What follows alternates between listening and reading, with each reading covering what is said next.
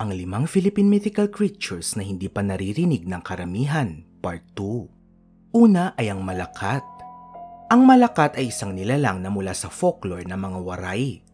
Isa itong uri ng aswang na nambibiktima ng mga tao sa kakaibang paraan.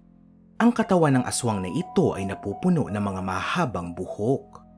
May kakayahan ang malakat na kontrolin ang kanyang mga buhok upang ito ay ipasok sa bibig, tenga at ilong ng kanyang biktima hanggang sa ito ay mawala ng hininga. Ikalawa ay ang laman lupa. Mula naman sa Luzon ay kilala ang mga nilalang na tinatawag na laman lupa.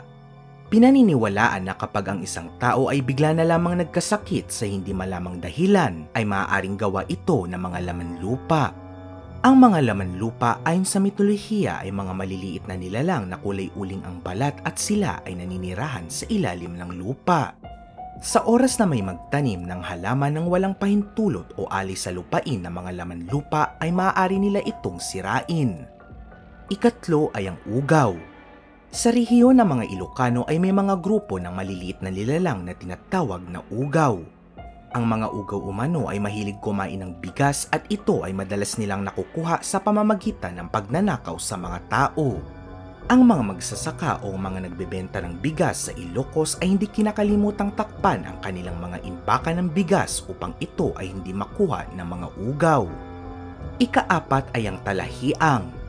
Kung ang mga kanluraning bansa ay may mga usap-usapan tungkol sa mga reptilian humanoids na kinokontrol umano ang ating mundo, ang mga taga-Zamboanga naman ay may mga nilalang na kilala sa pangalang talahiang. Ang talahiang ayon sa mga kwento ay kayang mag-anyong bayawak o di kaya isang nakatayong halimaw. Ang halimaw na bayawak na ito ay may kulot na buhok at nasa 12 talampakan ng tangkad. Nagpapakita raw ito sa mga taong dumadaan sa gubat upang sila ay takutin at iligaw sa lugar. At ikalima ay ang mansalawan. Sa mitolohiya ng mga Cebuano ay may isang nilalang na kinakatakutan dahil sa kagimbal-gimbal nitong anyo. Ito ay ang mansalawan, isang lumilipad na nilalang na kasing laki umano ng tao. Ang ulo nito ay parang isang butiki at ang kabuuan ng katawan at buntot nito ay katulad sa unggoy.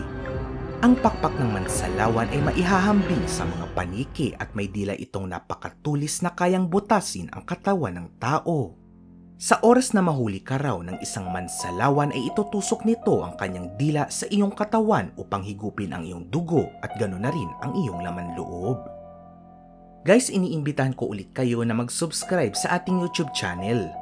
Malapit na tayong mamonetize at kung papalarin ay makakabalik na ulit tayo sa paggawa ng marami pang mga videos. Marami pong salamat!